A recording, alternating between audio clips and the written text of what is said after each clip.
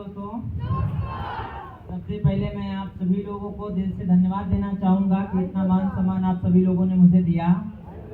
आपके जोन में जितने भी आरडी हैं, बीसी हैं, उन सभी लोगों को भी दिल से धन्यवाद। दूसरी चीज दोस्त, मेरा नाम शिव कुमार मौर्य है और मैं यूपी के जिला नगर का रहने वाला हूँ। दोस्त, मैं भी आप ही की तरह किसी दिन इस जगह पे बैठ करके शुरुआत किया था और वहां से उठकर यहाँ आने में सिर्फ एक चीज मैंने किया जिसके वजह से वहां से उठकर मैं यहाँ तक आया हूँ, और वो चीजें मैं आपको 1 मिनट के अंदर समझाना चाहूंगा। दोस्त, सबसे बड़ी बात अगर आज होता है किसी कंपनी में या अदर किसी जगह पे किसी इंडस्ट्री में हम काम करने के लिए जाते हैं तो सबसे पहले जरूरत होता है विश्वास का। अगर हमारे पास विश्वास नहीं है तो कितना भी अच्छा रिश्ता हो खराब हो जाता है। दोस्त, मैं एक स्टोरी इस जगह पे बैठकर कभी सुना था, उस स्टोरी को मैं 1 मिनट में आपके बीच में शेयर करूंगा। वो स्टोरी ये था कि एक गुरुजी होते हैं और उनका एक शिष्य होता है और दोनों लोग एक बार रास्ते में जा रहे होते हैं। जाते जाते बहुत बड़ा जंगल पड़ता है। उस जंगल में देखते हैं कि लगभग शाम को अंधेरा हो जाता है। अंधेरा होने के बाद में देखते हैं उसको एक गरीब का झोपड़ी दिखता है। गुरुजी अपने शिष्य से बोलते हैं, ऐसा करते हैं आज रात को यहीं विश्राम करते हैं, कल सुबह होकर फिर चलेंगे। शिष्य के साथ गुरुजी उसके दरवाजे पे जाते हैं और उस जो व्यक्ति होता है गरीब उस जंगल में रहता है झोपड़ी में, उससे बोलते हैं कि क्या आज एक दिन के यानी एक रात के लिए रहने का सुविधा हमें आप दे सकते हैं। वो गरीब व्यक्ति बोलता है जी बिल्कुल आप रह सकते हैं, खाने पीने का सारा व्यवस्था करता है। और गुरु और शिष्य दोनों लोग वहां पर रुक जाते हैं और बाद में गुरुजी पूछते हैं उस व्यक्ति से जो गरीब झोपड़ी वाला व्यक्ति होता है कि ये जो सारा जमीन दिख रहा है, दूर दूर तक जहां मेरी नजरें जा रही है, जमीन किसका है। वो गरीब व्यक्ति बोलता है ये जहां तक आपकी नजर जा रही है ये सारा जमीन मेरा है। गुरुजी बोलते हैं अगर ये सारा प्रॉपर्टी तुम्हारा है फिर गरीबी की दलदल में क्यों फंसे हो, क्यों आप झोपड़ी में रह रहे हो। वो व्यक्ति जवाब देता है गुरुजी इतना मेहनत कौन करेगा, जानते हैं मेरे पास एक भैंस है, उस भैंस का दूध मैं निकालता हूँ और मार्केट में बेचता हूँ, मेरा जीवन यापन चल जाता, तो मेहनत करने की क्या जरूरत है। समझ में आ रहा है दोस्तों। रात हो जाता है, ये खाना पीना खाकर गुरुजी और उनका शिष्य सो जाता है। लगभग 12 से 1 बजे की रात की बात होती है। गुरुजी अपने शिष्य को जगाते हैं और बोलते हैं काम करो चलो। शिष्य बोलता है गुरुजी अगर जाना ही था तो उस रात को ही चले गए होते, आधी रात बीत गई, अब क्यों जाना है। गुरुजी बोलते हैं चलना है। शिष्य को मानना पड़ा, बात उठा और जैसे गेट के बाहर जाने लगा गुरुजी ने कहा वो अपने शिष्य से कि सो ये भैंस है, इस भैंस का पगार खूंटा से खोलो और साथ में इसको लेकर चलो। अब वो जो शिष्य था उसके सोच में, उसके माइंड में, उसके मन में एक सवाल पूछने लगा कि यही गुरु कभी मुझे सही रास्ते पर चलने का ज्ञान देता था। आज जो व्यक्ति मुझे रहने और खाने के लिए, सोने के लिए सारी व्यवस्थाएं दिया, वो व्यक्ति इतना गरीब है, अगर इसका भैंस हम लेकर चले जाएंगे तो ये फिर जिंदा नहीं रह पाएगा, इसका परिवार भूखा मर जाएगा।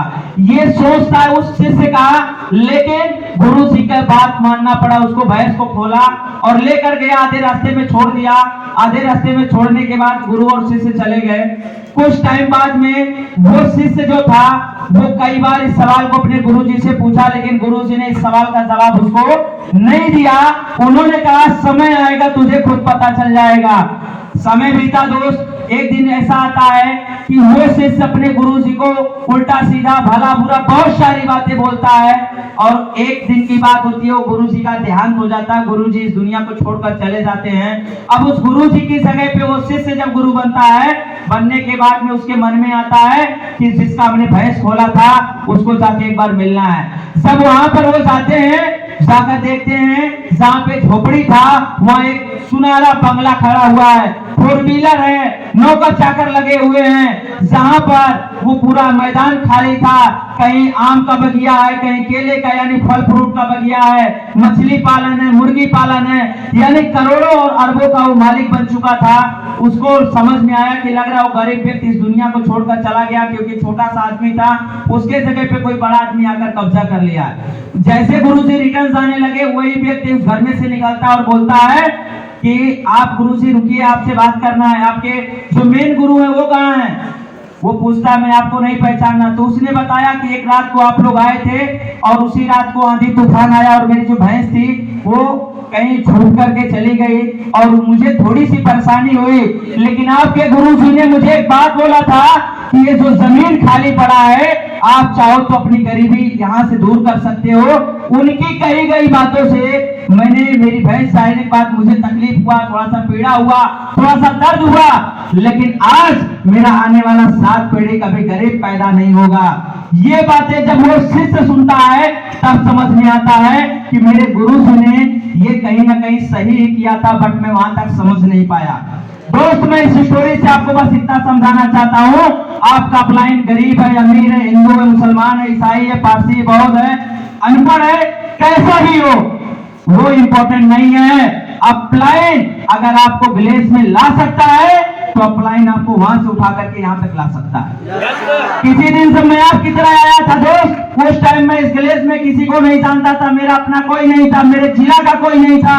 मैंने एक व्यक्ति पे उस टाइम भरोसा किया था, आंख बंद करके भरोसा किया था। मैंने जब एकदम माइंड डिस्टर्ब हुआ मैं उनके पास गया, मैं बोला सर बस अब मुझे 2 रास्ता दिख रहा है, आगे कुआं है और पीछे खाई है, और तीसरा जो रास्ता हो आत्महत्या के सिवा कोई रास्ता मुझे दिख नहीं रहा है, क्योंकि मेरे ऊपर 1,80,000 का कर्ज था, 2750 हर महीना ब्याज बढ़ रहा था। उन्होंने हमसे कहा शिव कुमार अगर तुम मुझ पर भरोसा करो मैं तुम्हें तुम्हारा बड़ा भाई बनकर कर साथ दूंगा।